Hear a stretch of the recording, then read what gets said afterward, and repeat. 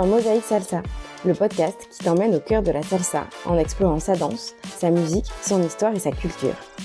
Salsa, danse contemporaine, modern jazz, sport, qu'est-ce qui lie ces pratiques et pourquoi elles se complètent? Aujourd'hui, c'est Romain qui vient en discuter avec moi. Habitant tous les deux à Bordeaux, c'est là que l'on s'est retrouvés et j'étais ravie de partager cette discussion avec lui. Bonjour Romain. Bonjour Manon. Est-ce que, avant qu'on commence, tu peux te présenter? Tout à fait, donc je m'appelle Romain Boulet, je suis danseur professionnel et professeur de salsa depuis de nombreuses années. Je fête ma 20e année là, de professeur en étant de salsa élève et professeur depuis 16 ans. Donc j'ai commencé la danse il y a 20 ans. Et enseigné il y a 16 ans, ouais. Voilà, maintenant je suis plus professeur que danseur pro. J'ai un peu mis de côté la carrière de danser sur les festivals, des choses comme ça. Et qu'est-ce que je peux dire d'autre? Je suis aussi coach sportif et professeur de pilates. Toujours fait les deux en parallèle, le sport et la danse. Et au niveau de la danse, avant la salsa, il y a eu autre chose? Alors, c'est par la salsa que j'ai démarré. D'accord. Ouais, j'ai démarré à 20 ans. En fait, j'ai fait du judo de 6 ans à 22 ans. Et j'ai eu envie de changer d'activité. Et donc, c'était en 2004, en plein boom de la salsa. Et le hasard a fait que j'ai voulu aller essayer les cours avec des amis, que ça m'a plu. Et donc, c'est la salsa qui m'a vraiment accroché à la danse. Ah, tu vois, je savais pas. Et de là, j'ai voulu faire plus que ça, ouais. Ok. Ouais. Est-ce que tu peux développer parce que Tout ça va fait. nous amener sur le thème d'aujourd'hui. Donc du coup, j'ai pris des cours comme n'importe quelle personne qui va dans une école prendre des cours pendant 3 ans à peu près, je pense. Et en parallèle, j'ai eu mes diplômes de sport. Une fois que j'ai eu mes diplômes, je suis parti en saison dans un village vacances que tout le monde connaît. Et dans ce village vacances, j'étais le danseur, le prof de salsa et le danseur. Donc j'ai fait tous les spectacles qu'il y avait tous les soirs. Et le fait d'être sur scène, ça m'a vraiment plu, ça m'a beaucoup attiré. Donc j'ai décidé de me donner la chance de tester d'être danseur pro. J'avais envie de danser dans les comédies musicales sur Paris. Donc j'ai déménagé de Paris parce que j'habitais à Orléans. Et je suis rentré dans une école de formation professionnelle du danseur dans laquelle je faisais classique, jazz et moderne, contemporain, 3 fois 1h30 par jour. J'ai fait ça pendant 2 ans. Ok. Donc c'est vraiment la salsa qui m'a amené à vouloir être danseur pro. C'est marrant parce que je connaissais ce parcours-là, mais pas dans le bon sens. En fait, c'est tellement atypique de commencer par la salsa pour aller vers les autres danses. Ouais, carrément. Ok. Mais c'est vrai que c'est l'envie de faire quelque chose de plus professionnel qui m'a amené à ça en fait. D'accord. Parce que je sentais qu'il y avait besoin pour mes ambitions d'avoir un cadre qui est plus général. Et j'ai eu la chance de connaître une professeure de jazz à Orléans qui m'a orienté, qui m'a entre guillemets pistonné, qui m'a dit où aller, qui a appelé pour moi. J'ai fait une audition où j'avais été pris. Bon, j'étais un peu juste, mais la chance c'est d'être un garçon. Et dans ce milieu, il n'y a pas beaucoup de garçons, donc ils sont un peu plus indulgents avec les garçons. Ils cherchent de la mixité, du coup. Ouais, voilà. C'est un peu tard déjà pour l'univers que je rêvais, parce qu'en plus, il fallait être plus complet au niveau, fallait savoir chanter, fallait faire des claquettes, du théâtre, plein de choses que je n'avais pas. Donc en danse, j'étais trop juste pour ces univers-là, mais voilà, ça m'a permis quand même de me démarquer dans la salsa, parce qu'il y a très peu de gens qui font ça dans la salsa, quoi. C'est justement ce qu'on va essayer de développer ensemble, ce lien entre les autres danses et la salsa et le sport. Yes. Donc là, juste redis-moi, toi tu as été formé donc jazz, contempo et classique. Et classique aussi, ça. Ok. Ouais, c'était les 3 en parallèle tous les jours. Et du coup, qu'est-ce que tu as appris de tout ça dans ta danse? Ouais. Alors, déjà, ça donne une rigueur, je pense. Ça donne un vocabulaire que avec d'autres danseurs qui ont ce même parcours, on se comprend tout de suite. Moi, par exemple, j'étais avec Vanessa Diaz qui a fait aussi une formation. Enfin, la plupart des filles qui ont fait ce modern jazz, on avait les mêmes termes et les mêmes attitudes, les mêmes positions, les mêmes réflexes de ligne, de posture, de technique. Et c'est vrai que ça a aidé beaucoup dans le process de création ou dans le process d'apprentissage des chorégraphies. Et par exemple, les chorégraphes de l'époque qui étaient pure salsa n'avaient pas le même vocabulaire. Donc c'est vrai que des fois, on se regardait, on se disait mais qu'est-ce qu'il veut faire? Ah oui, d'accord, c'était ce type-là. Donc je pense que voilà, le gros avantage, c'est cette technique pure qui s'adapte à tous les types de danse en fait, qui va marcher pour tous les danses solo ou les danses de couple. Donc là, tu parles en fait finalement donc de tout le cadre, du vocabulaire. Ouais. Est-ce qu'il y a des pas ou des choses qui se retrouvent en fait? Ouais, tout à fait. En fait, je pense que, sans dire de bêtises, la salsa, Eddie Torres, quand il a développé tout son répertoire de shine, il s'est tout à fait inspiré des claquettes et du jazz. Et en fait, les pas de jazz, on les retrouve en salsa, mais du coup salsifiés, on va dire, salsaïfiés. Et en fait, chaque pas est transposable d'une danse à l'autre. On les a aussi en swing. J'ai fait un peu de swing et de Lindy Hop, des choses comme ça. Et il y a le Suzy Q, et c'est juste qu'en fait, tu vas l'adapter aussi que tu veux. Je trouve que ça donne une facilité à l'apprentissage de la salsa parce que t'as déjà une base qui est commune pour tout et t'es habitué à apprendre des chorégraphies, t'es habitué à mémoriser, à reconnaître un mouvement et à pouvoir le reproduire aussitôt. Après là, du coup, c'est l'entraînement, la mémoire du corps en fait, qui finalement... Ouais, voilà, c'est ça. Et est-ce que l'inverse est vrai? Est-ce que le fait d'avoir commencé par la salsa, ça t'a aidé aussi à plonger dans les autres danses ou pas? Ça c'est une bonne question. Alors je pense pas. Ok. Je réfléchis pour pas dire de bêtises, mais là, ce qui me vient en tête, c'est que souvent, on m'a reproché, entre guillemets, quand j'ai voulu faire d'autres danses, d'avoir trop le déhanché de salsa. Ah, d'accord. Et qui était un peu dur à neutraliser. Ok. Je pense que la salsa, dans l'autre sens, peut-être plus difficile. Alors, par contre, tout ce qui est danse de couple, ça va aider parce que, au final, ce que je dis toujours à mes élèves, c'est que peu importe la danse, on a, à deux, on a 4 bras, 4 jambes. Donc, on retombe sur les mêmes enchaînements. C'est juste qu'il faut les adapter au code de la danse. Mais c'est vrai que souvent, des fois, on me dit, mais ça, c'est un mouvement de bachata, ou ça, c'est un mouvement de je sais pas quoi. Mais en fait, on est obligé, à partir du moment où on est 2 personnes, on retombe sur les mêmes choses. Donc, oui, voilà, si on fait du couple, ça va aider, parce qu'il y a cette interaction et... Puis cette habitude à dissocier le rythme dans les pieds stable et les bras qui vont... Oui, peut-être, effectivement, la coordination, Parce que ça on développe beaucoup en salsa quand même. Ouais. Mais du coup, les shine, enfin le côté solo de la salsa, finalement, non, ça t'a pas vraiment aidé Je pense pas. Après, c'est vrai que ça fait un moment que je fais pas d'autres danses. Alors, ce que j'ai pas dit, c'est que dans mon cursus, j'ai appris salsa et rock en parallèle. Donc, d'accord. En fait, j'étais déjà... Ah oui, donc il y avait déjà plein de choses... Ouais, les 2-3 années que j'ai fait dans mon école où j'ai appris à Orléans, je faisais salsa et rock. Et j'ai eu la chance que il y avait des cours plusieurs soirs par semaine et plusieurs niveaux. Et que dès la 2e année, le professeur m'a autorisé à faire tous les cours. Donc j'étais à la fac, donc j'avais beaucoup de temps. Donc j'ai fait beaucoup de cours. Et je pense que j'ai réussi à avoir le style rock et le style salsa assez séparés. Du coup, Staps, t'étais en mode sport la journée et danse tout le reste du temps. C'est ça. À la fac de sport, je faisais pas grand chose à la fac, donc j'avais beaucoup de temps le soir.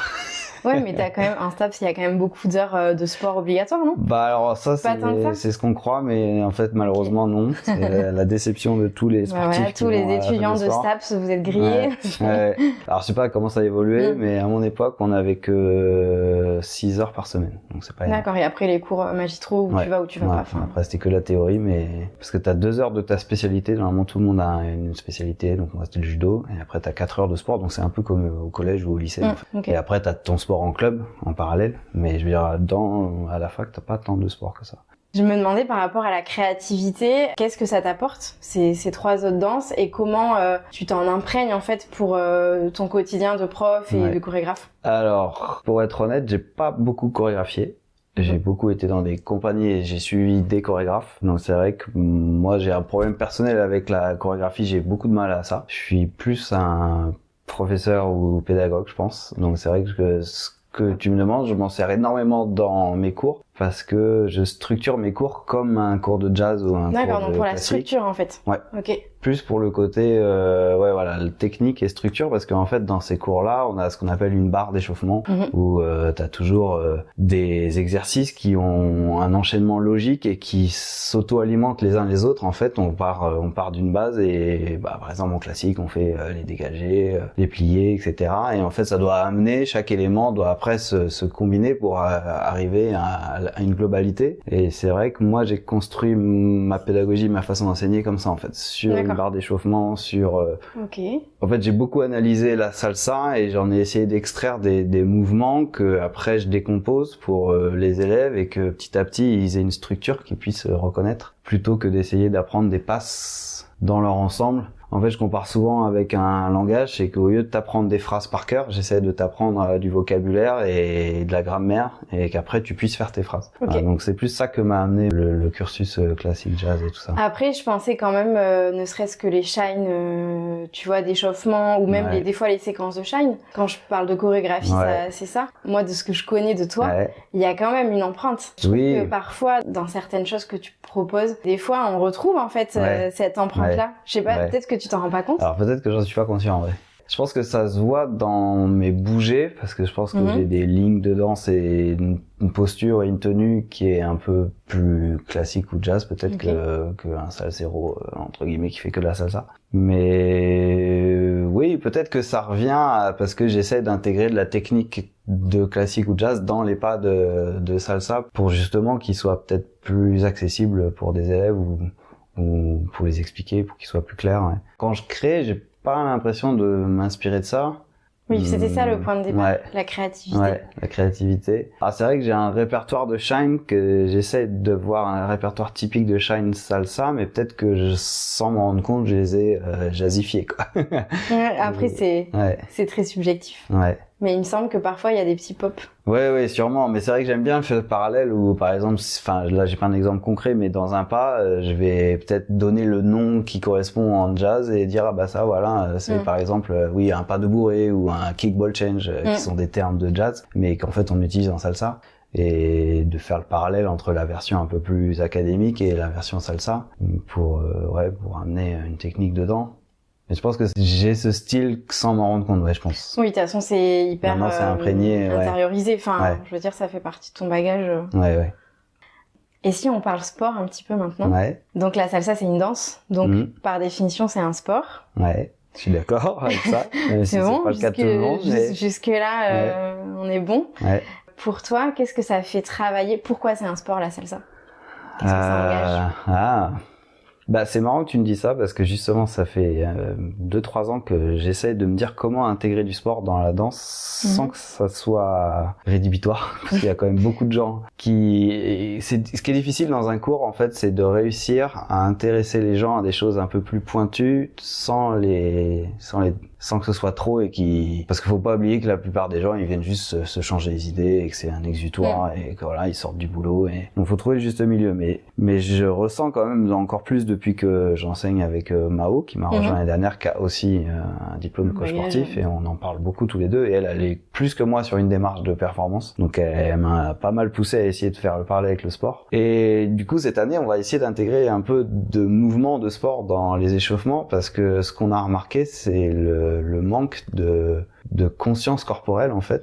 Déjà souvent il y a des gens ils se connaissent pas leur droite de leur gauche ou juste se redresser ou comprendre qu'un guidage il doit venir du dos et pas des muscles et faire des mauvais mouvements. Enfin voilà, il y a plein de choses et donc on voudrait travailler sur la posture. Ça c'est des questions qu'on se pose parfois très tard en fait dans notre parcours de danseur. Ouais. Du coup, c'est un vrai challenge d'arriver à l'introduire dans des cours dès le début en fait. En fait, ce qui est difficile, c'est que dans l'univers du classique et du jazz, ça c'est direct. On n'a pas le choix, on va directement sur des trucs très pointus parce que je pense que les gens vont vers ces danses-là parce qu'il y a un objectif vraiment de performance. Et la salsa, c'est pas du tout ça, c'est plutôt un objectif de loisir, de plaisir. Et du coup, on perd ce côté un peu qualitatif et exigeant des danseurs de classique et de jazz qui cherchent vraiment à s'améliorer, à progresser et à faire de mieux en mieux et à avoir une technique assez stricte. Et même les profs ils poussent beaucoup dans ces univers-là que la salsa, on l'a pas trop et il faut trouver le bon dosage. Elle est très sociale de toute façon pour oui, voilà. Donc c'est vrai que c'est comme tu dis, c'est pas du tout les mêmes la même mentalité, je pense. Ouais, mais en tant que prof, on essaye quand même, en tout cas, ce que je pense, et on essaye de faire progresser quand même tout le monde. Et il faut réussir à leur donner des petits trucs pour les booster, tout en les dégoûtant pas du truc. Mais alors, qu'est-ce qui manque? Donc la salsa en tant que sport, ça, il y a des choses qui se passent, mais quels apports du sport tu essayes de rajouter? Bah là, clairement, du coup, ce serait de la force dans les jambes. D'accord, donc du renforcement en fait. Du renforcement, genre des squats, des fentes, des choses comme ça. En fait, un des constats qu'on a, par exemple, c'est beaucoup les danseuses parce que c'est les danseuses qui se déplacent beaucoup et qui tournent beaucoup. Pour moi, un des constats qui amène de la difficulté, c'est justement de pas avoir assez de force dans les jambes pour effectuer les déplacements et les tours. Et ça compense par tirer sur les bras ou être pas en équilibre, pas sûr d'être. En plus, il y a les talons, donc c'est une difficulté en plus.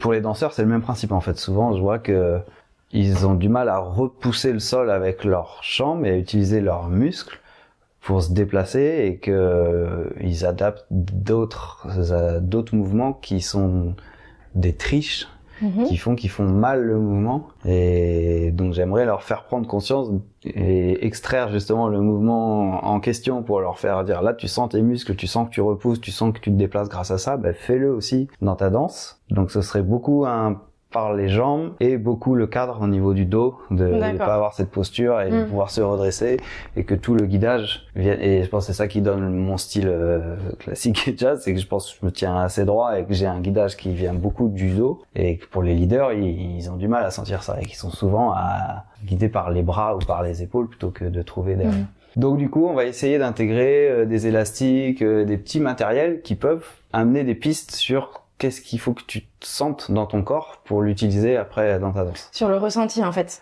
vraiment sur la conscience corporelle. Ouais, c'est ça. C'est pas de transformer le cours de salsa en un cours de hit ou de circuit training, parce qu'on n'est pas là pour ça, mais voilà, donner des petites touches et des petites pistes pour qu'il y ait des prises de conscience. Et si un danseur a envie de compléter sa pratique par du sport, par d'autres sports, qu'est-ce que tu conseillerais qui matcherait bien avec la salsa, en tout cas qui serait intéressant pour avoir une pratique sportive complète? Je pense que ce qui est à la mode en ce moment, c'est le crossfit, mais c'est pas à la mode pour rien parce que c'est très complet en fait. Et donc je pense que ça c'est une méthode qui va s'adapter à toutes les autres disciplines. Donc en fait le crossfit sera toujours une bonne chose. Super préparation. Ouais, c'est une préparation générale de tout le corps avec des mouvements de base qui sont top. Faut de la muscu orientée quoi. Je pense qu'il faudrait un coach qui donne des exercices précis, mais un sport en lui-même qui va aider à la danse. Moi je dis toujours que j'ai démarré par le judo et que je pense que ça m'a beaucoup aidé parce que c'est déjà du couple en fait. C'est déjà de l'interaction à deux. C'est déjà des notions d'équilibre, déséquilibre. C'est déjà des repères dans l'espace, de savoir en haut, en bas, à droite, derrière, à gauche, au sol, debout, à quatre pattes. Tout ça, je pense que ça m'a aidé à progresser très vite. C'est pas le même but, mais c'est vrai que c'est marrant parce que je fais le parallèle avec moi, ce que tu avais reçu, qui parlait aussi du karaté, et je sais qu'on est très nombreux à avoir fait les arts martiaux. Je pense qu'effectivement, les arts martiaux, d'une manière générale, en fait, je pense que ça aide parce que c'est des sports qui sont très complets. En fait, il y a des sports qui sont unilatérales comme le tennis ou le foot où tu vas développer une partie de ton corps, mais pas de manière globale, et que je pense que les arts martiaux, tu dois te déplacer avec tout ton corps et utiliser tes bras, tes jambes et avoir plein de repères qui font que je pense ils sont aidants pour tout plein d'autres choses, à mon avis. Moi, je pense à la gym, forcément. Ouais. Mais en fait, aussi, c'est vrai que sur le judo, t'as ce rapport à l'autre aussi qui entre en jeu, qui est là en plus. Je pense que tous les sports de combat peuvent devenir une aide dans l'interaction à deux, en fait. Mais encore plus le judo, forcément, parce que t'as vraiment le déplacement à deux, mais ouais, la gym, alors, la gym. Ouais, sur le repousser du sol, sur les repères dans l'espace. Oui, effectivement. Et après, quand tu fais des shows sur les portées, les acrobaties, clairement. Ah bah oui. Mais après, là, on parle d'un autre niveau, enfin, en tout cas, qui est pas pratiqué par tout le monde. Mais sur les tours aussi, en fait, sur tout le système vestibulaire. Ça, à fond. C'est vrai. Peut-être préciser le système vestibulaire ou... Vraiment une définition en direct du système vestibulaire. Ok, allez. C'est une des composantes de l'équilibre avec le regard et voilà, proprioception joue beaucoup aussi, mais en tout cas, ça dépend de l'oreille interne, ça. De cet organe-là. Et quand on a des vertiges, ça peut venir d'une défaillance du système vestibulaire. Bon, c'est un niveau à bulle qu'on a dans l'oreille interne et du coup, qui nous aide à l'équilibre. Et du coup, même question que tout à l'heure, mais pour le sport, qu'est-ce que ça peut apporter d'être un danseur de salsa quand on est sportif? Alors, je suis pas danseur de salsa spécifiquement, mais danseur d'une manière générale, je pense que ça amène de la coordination et ça amène peut-être un peu de fluidité et d'élégance, je pense, dans le sport. Bon, j'ai eu cette expérience parce que j'ai démarré la capoeira assez tard, à 34 ans, je crois, je sais plus. J'en ai fait pendant 5 ans et en fait tout de suite ils m'ont dit mais t'as l'air d'un danseur parce que effectivement je faisais tout légèrement avec de la coordination. Du coup ils m'ont surnommé bailarin. Tous les profs surnomment leurs élèves dès la première année. Donc je pense que oui, la salsa ça peut aider à voilà, à trouver de la fluidité, à trouver de la coordination et de l'élégance, ouais. Mais pour moi la danse c'est plus dur que du sport parce qu'il y a plus de composantes. D'accord. Parce que, je veux bien que notamment la salsa, qui est une danse de couple. Parce que en fait, dans le sport, t'as pas de musique qu'il faut suivre. D'accord. Donc déjà, le fait de devoir se gérer tout seul, gérer un partenaire, et en plus suivre une musique qui change à chaque morceau. Qui change, voilà. Et pendant le morceau. Qui ralentit pendant le morceau. Je trouve qu'il y a tellement de paramètres qui sont beaucoup plus difficiles que n'importe quel sport. En fait. Ok, ouais, c'est intéressant. Il y a aussi le côté environnement, c'est-à-dire l'état du sol. Ouais. L'état de la piste, la densité, les autres personnes autour, la gestion de l'espace. Que le sport, souvent, soit t'es sur un terrain, soit t'es dans un espace défini. Puis voilà, ta contrainte, c'est soit un temps ou un chrono, mais pas forcément de suivre un rythme. Ou alors peut-être en gym, pour les femmes, quand elles doivent faire une chorégraphie sur. Mais c'est préparé à l'avance, donc. Puis la partie chorégraphique est assez minime par rapport aux diagonales, par exemple. Ouais. Oui, et puis c'est préparé. En fait, c'est comme un show. En fait, c'est pas vraiment du social. Oui. C'est vrai que la salsa, le côté improvisation permanent de la danse, où t'es en permanence à interagir avec quelqu'un dans une soirée que tu connais pas forcément, et en fonction de ce que la musique va t'inspirer. Ouais, pour moi, c'est beaucoup plus dur que du sport. Ok, c'est hyper intéressant entendu comme ça. Du coup, on a parlé donc du lien avec la salsa plutôt dans les cours, dans les cours que tu donnes. Et par rapport à ton parcours de show, de performeur, qu'est-ce que ça t'a apporté la fusion, en fait, le contempo, le jazz, le classique? Comment tu l'as amené sur scène? Ouais, déjà, je pense que ça m'a permis de me démarquer d'autres danseurs et du coup d'avoir été recruté par des compagnies.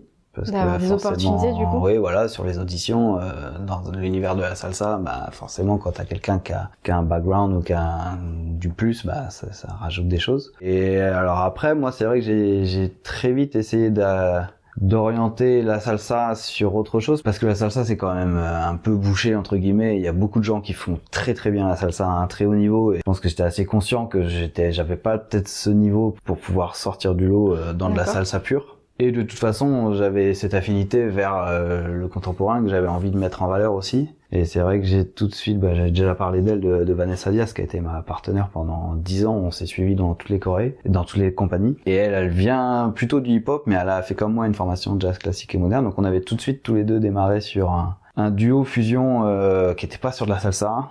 Et à l'époque, il y avait une émission qui s'appelait So You Think You Can Dance, où on était tous fans de cette émission parce que on rêvait d'avoir leur niveau, mais bon, voilà, c'était inatteignable, mais c'était l'inspiration, en fait.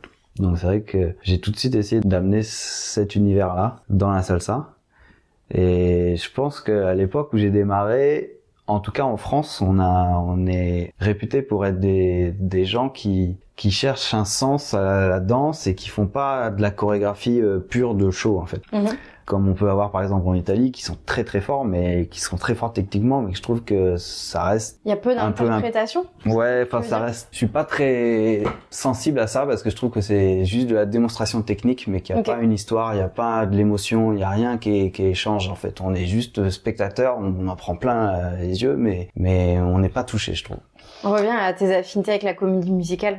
Ouais. Avec l'histoire à chaque fois, c'est ça. Ouais, c'est ça. Et donc du coup, en France, on a toujours eu, je crois, cette particularité que les Français, on cherche, on a souvent un show qui a une histoire. Ou même dans la création, j'ai rencontré, moi je fonctionne comme ça, un peu comme ça aussi, et j'ai rencontré beaucoup de chorégraphes où on cherchait un peu un thème ou quelque chose à raconter plutôt que juste plaquer des mouvements pour être le plus impressionnant possible. Et donc à l'époque, il y avait déjà une fusion beaucoup avec le hip-hop aussi. Surtout en cubaine, il y avait pas mal de danseurs de hip-hop et donc il y a eu des shows hip-hop salsa et donc c'était pas déconnant en France d'avoir quelque chose qui ressemblait à contemporain salsa ou jazz salsa ou même j'ai déjà vu des choses un peu genre Lindy Hop ou swing avec de la salsa. Enfin voilà. C'est un peu l'avantage de la salsa, c'est que déjà salsa ça veut tout et rien dire et on met ce qu'on veut dedans en fait. Donc tant que je trouve que c'est bien fait, en fait le vrai challenge c'était vraiment de réussir à quelque chose qui est une vraie fusion et pas juste coller bout à bout un bout de salsa avec un bout de hip-hop avec un bout de contemporain. Alors là, ça c'est la grosse. C'est le secret. Ça c'est, je sais pas si je l'ai réussi, mais ça a été un des leitmotifs de ma carrière et j'ai eu la chance de tomber sur Léon qui était dans la même mouvance. Léon Rose. Léon Rose, voilà, qui a été mon mentor pendant des années et qui je pense a pris ce virage sous l'influence de Dottie, qui a été une très très grande danseuse qui est à la base une danseuse contemporaine et qui l'a amené vers cette fusion qu'ils ont très bien fait tous les deux. Moi j'ai bossé aussi un peu avec Dottie, après du coup Léon a gardé ce style. Et voilà, tout le challenge c'est de réussir et c'était le but avec Dottie, c'était de trouver comment d'un mouvement de salsa le transformer en un passage au sol ou en un mouvement contemporain, revenir à de la salsa sans que ça se voit en fait. Et c'est ça le challenge, on n'y a pas toujours réussi, mais la connexion entre les pas en fait. Ouais, voilà, c'est ça. C'est ça. Ouais, c'est par exemple si on va dire un cross insider, donc un déplacement qui tourne. Au lieu de rester debout, on peut le faire tourner, le faire passer au sol et remonter ou intégrer un petit passage, un petit porté dedans ou à la fin un passage au sol, un tour un peu plus technique, que ça devienne vraiment une fusion plutôt que coller bout à bout des morceaux où le public va se dire là il a fait ça, là il a fait ça, alors que le public devrait dire j'ai pas vu comment il a amené ce mouvement-là, ça m'a surpris, il a réussi à m'emmener par là et à me faire revenir ici. Donc jouer sur l'effet surprise aussi. Ouais, que ça devienne, en fait c'est comme quand tu vois les JO, tu te rends pas compte que, n'importe quel sport de haut niveau, tu te rends pas compte que c'est difficile parce que je trouve que ça se voit particulièrement dans le skateboard ou des trucs comme ça où ils font des figures incroyables. Et tu regardes, tu dis c'est beau ce qu'il a fait, mais si t'essayes de monter sur un skate, c'est impossible. Et si juste d'avancer déjà, c'est un challenge. C'est impossible. Si quand tu vois un spectacle, tu fais waouh, mais que tu te rends pas compte que la personne il fait un truc impressionnant ou difficile, c'est là que t'as réussi, je trouve. Alors que quand t'arrives à déceler, tu dis là il a un peu raté, ça avait l'air d'être dur ou c'était pas fluide. Et là t'as pas réussi ton coup de vraiment fusionner ou fluidifier. Faut pas qu'on se rende compte de la difficulté en fait. Pas se rendre compte de la difficulté et que la fusion elle soit totale en fait, de qu'il y ait plus de limite qu'on puisse presque pas reconnaître, qu'on puisse pas dire là il a fait salsa et là il a fait contemporain, là il a fait un mouvement de hip hop, ou alors qu'on le reconnaisse mais il l'a bien amené, il a réussi à le mélanger et que après c'est des partis pris quoi. Mais toi ton parti pris c'était vraiment la fluidité, le lien entre ces danses là. Il y a une danse en particulier quand j'ai travaillé avec Dottie qui s'appelle la danse contact, où en fait où c'est vraiment ça l'idée, c'est que on passe d'un état où t'es à deux ou même à plusieurs, il y a des jams de danse contact où en fait soit tu pousses l'un vers l'autre et tu trouves un équilibre à deux et le fait d'avoir un appui en plus te permet de faire des mouvements que tu pourrais pas faire seul, ou c'est l'inverse, soit on s'oppose et on utilise le contrepoids du partenaire et pareil ça te permet d'aller faire des choses un peu plus intéressantes et c'était ça l'idée dans la salsa et ça marche bien parce que comme la salsa on est déjà en contact par les mains ou par les bras, on peut rapidement aller chercher ces oppositions et utiliser le contrepoids pour faire un passage au sol ou aller s'appuyer pour faire autre chose. C'est beaucoup de recherche, c'est vraiment des heures en studio à tester des trucs. Alors c'est vrai que je vais revenir à Léon parce qu'il a un esprit très créatif. Moi je disais tout à l'heure que je suis clairement bloqué dans la création, que lui il arrive toujours avec des nouvelles idées. Donc je pense que chaque personne a des particularités, il y a des points forts et des points faibles. Lui il est très créatif et en fait à chaque fois il arrivait, il avait déjà une idée et en fait on passait du temps à le tester et à trouver comment faire ce qu'il avait dans sa tête ou peut-être à tourner autour de ça. Et donc voilà, il y a beaucoup de recherche, d'exploration. Et avec Dottie c'est pareil, faut pas avoir peur en fait d'essayer et de chercher, de dire ça marche, ça marche pas et en fait souvent pour les shows, si ça marche tout de suite, c'est que c'est pas assez difficile. Faut que ce soit trop dur pour pouvoir. Tu veux dire dans l'entraînement? Ouais. C'est ça? Dans la préparation du show? Ouais. Ok. Tu peux démarrer par un mouvement qui marche assez vite et te dire ça va être notre base, mais il va falloir qu'on le complexifie parce que sinon c'est trop simple. Ok.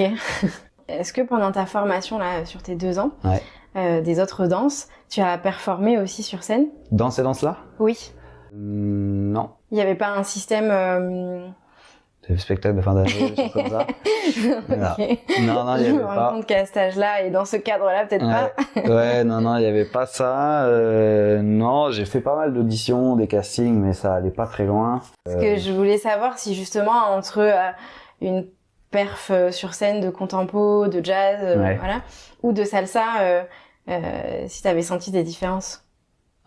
Pendant les 2 années de formation, pas spécialement, mais par la suite, j'ai eu des opportunités de travailler dans ces univers-là. Et alors déjà, la grosse différence, c'est qu'un show de salsa, en général, c'est 3 minutes. Ça peut être plus, ça peut être moins, mais c'est la norme à peu près. Alors qu'un spectacle de contemporain, ça peut être 1 heure, ça peut être...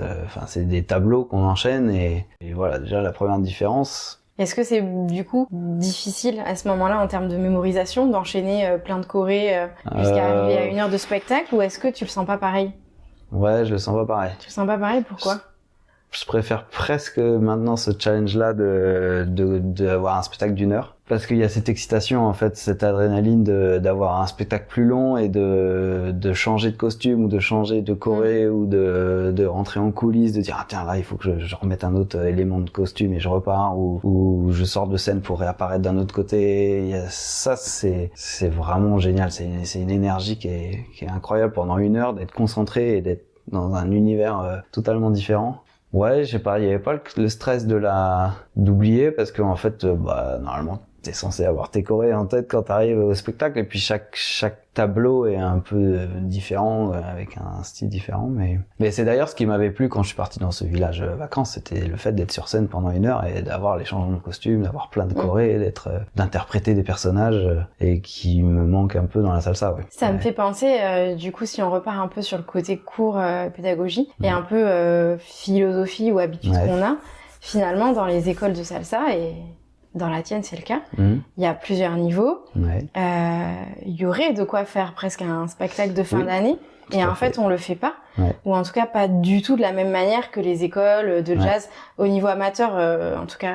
Pourquoi on le fait pas? J'ai pas une réponse exacte, mais je pense que c'est pas dans les mœurs en France. Je pense que ça se fait dans d'autres pays. Je pense qu'en Italie ça se fait beaucoup. Dans le cas de mon école, elle est trop jeune pour ça. Et je pense aussi que les élèves, ils ont peur de la scène. En fait, ce qui est difficile, là, je prends mon cas de l'année dernière, par exemple, j'ai proposé un petit spectacle de fin d'année. Et j'ai perdu quelques élèves en cours parce qu'ils voulaient pas faire. Parce qu'il y avait cette échéance. Ouais, parce qu'ils avaient pas envie d'être sur scène, ils avaient peur d'être sur scène, d'être ridicules, alors au contraire, il y en a que ça a surmotivé et qui voulaient absolument être sur scène, montrer leur progrès. Mais voilà, du coup, il y a un petit risque alors soit tu rajoutes un cours en plus différent qui est spécifique pour le spectacle. Ça fait pas partie de toute façon, de nos habitudes et de notre philosophie. Ouais, après. La salsa, mais. Je pense que c'est quelque chose que j'aimerais amener dans l'avenir si mon école grandit assez et que j'ai de quoi faire ça, parce que malgré tout c'est quand même en fait c'est rigolo parce qu'on a tout un système de ateliers chorégraphiques où le but c'est d'aller sur scène, mais c'est indépendant des cours et ça reste des trucs de 3 minutes. C'est vrai qu'on a très peu de choses qui arrivent sur des soirées en one shot. Ouais. Alors j'ai eu le cas dans des écoles sur Paris où j'étais engagé par une école de contemporain qui intégrait un cours de salsa dans leur proposition de cours. Et du coup, dans leur spectacle de fin d'année, on avait une choré qui était intégrée avec le reste. Donc ça c'était intéressant parce que du coup on était quand même avec tous les autres élèves dans les coulisses, et puis t'attends ton tour, tu fais ta choré et puis t'es content après d'avoir partager ça avec les enfants, les adultes. Mais voilà, c'était une très grosse structure. Je pense qu'une école de salsa pure, elle n'a pas encore cette structure qui est assez grande pour le faire. Ouais. Après, je viens de réaliser que Salsa Bor, par exemple, ils le font. Salsa Alianza, ils l'ont aussi. Ils ont un gala de fin d'année et ils présentent plusieurs chorégraphies de chaque niveau. Les profs font des chorés. Ouais. Mais je pense que voilà, c'est parce que c'est des écoles qui sont assez anciennes et qui ont assez de cours et assez de profs pour proposer il y a une heure de de spectacle. Ouais. Puis il y a aussi que quand on fait de la salsa, on n'a pas forcément le même âge que quand on fait du jazz, etc. Il y a moins ce côté aussi démonstration, enfin présentation à la famille. Ouais, effectivement. Il y a peut-être ça aussi qui joue, même si je pense qu'il y a beaucoup de familles qui seraient contentes de nous voir danser. Mais c'est vrai que je pense que tu touches un point, l'attrait de la scène, il s'affaiblit peut-être avec l'âge. Parce que même moi, je sens que j'ai moins envie d'aller sur scène qu'avant. Et d'ailleurs, l'année dernière, j'ai fait un spectacle parce que c'est de mes élèves, certaines élèves qui m'ont poussé à le faire, mais qui ont la vingtaine, et on a emmené tout le monde dans l'idée, mais du coup les plus âgés étaient un peu moins partants, quoi. Ouais. Mais souvent ça reste un bon souvenir Oui, je pense qu'ils sont contents de l'avoir fait, et je pense que c'est plus la prévention en fait, de pas savoir où tu vas et ce que tu vas faire et le regard des autres. Mais une fois qu'ils ont vu la choré, qu'ils ont compris qu'ils allaient pas être tout seuls et que on n'allait pas voir que eux, une personne, et que t'es fondu dans la masse et surtout l'expérience en fait, l'expérience dans l'équipe, ça s'est très bien passé entre les élèves et je pense qu'ils étaient contents de l'avoir fait ensemble en fait. La préparation souvent c'est des moments particuliers avec le stress etc. Et de l'entraide de mise en place de costumes ou la coiffure, c'est des moments que je trouve très chouettes. Oui, quand ça se passe bien, c'est très chouette. Quand il y a de la bienveillance et de l'entraide, c'est très cool. C'est pas toujours le cas. Sur des niveaux amateurs, en tout cas, normalement, ça se passe bien. Pas toujours. J'ai pas toujours. Parce qu'au niveau professionnel, il y a un enjeu. Et je peux comprendre que parfois, effectivement, ça se passe pas toujours bien, mais. Il y a quand même l'enjeu, comme t'es en couple, de dire, j'ai quand même envie d'avoir un partenaire qui assure. Ah oui, d'accord. Tu parles de ce niveau-là, de quand t'es en couple. Ouais. Oui. Quand tu dois danser dans la salsa, tu dois faire une démonstration à deux, donc tu te dis j'ai pas envie de tomber avec machin qui danse mal ou avec bidule. Et du coup toi en tant que chorégraphe, soit moi à chaque fois j'essaie de me débrouiller pour avoir des changements de partenaires pour qu'ils soient pas entre guillemets bloqués avec celui qui veulent pas, ou alors ça peut vite être complexe. Puis il y a toujours ceux qui aiment pas le costume, bon c'est des choses que j'ai pas forcément envie de gérer, mais je pense qu'il y a quand même plus d'avantages que d'inconvénients, et je l'ai revu l'année dernière que ça a bien marché.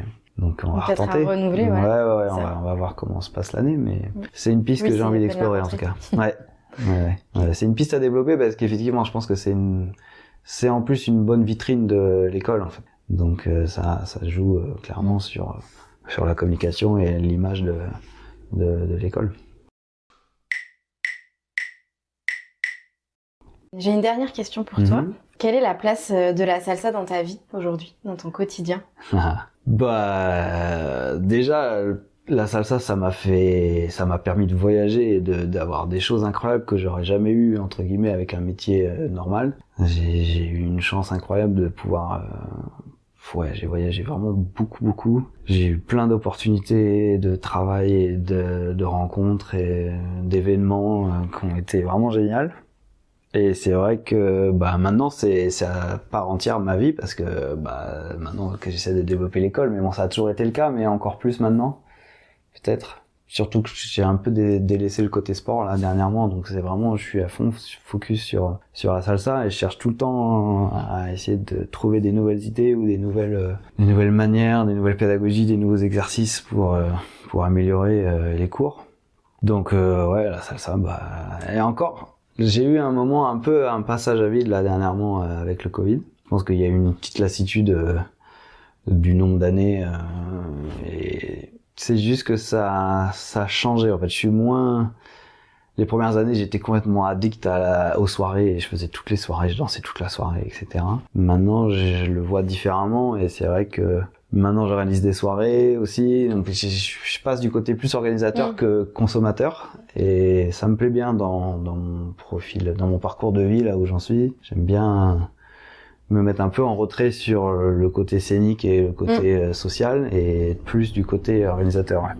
Merci Romain. Merci Manon. Merci pour ton écoute. J'espère que cet épisode t'a plu. Moi, c'est Manon, et la semaine prochaine, je t'emmène à la rencontre de Ella. De nouveau, nous discuterons ensemble de danse, et plus particulièrement des liens qui existent entre la salsa et les danses latines ou sportives. En attendant, n'hésite pas à partager cet épisode et à rejoindre Mosaïque Salsa sur Instagram. À lundi prochain.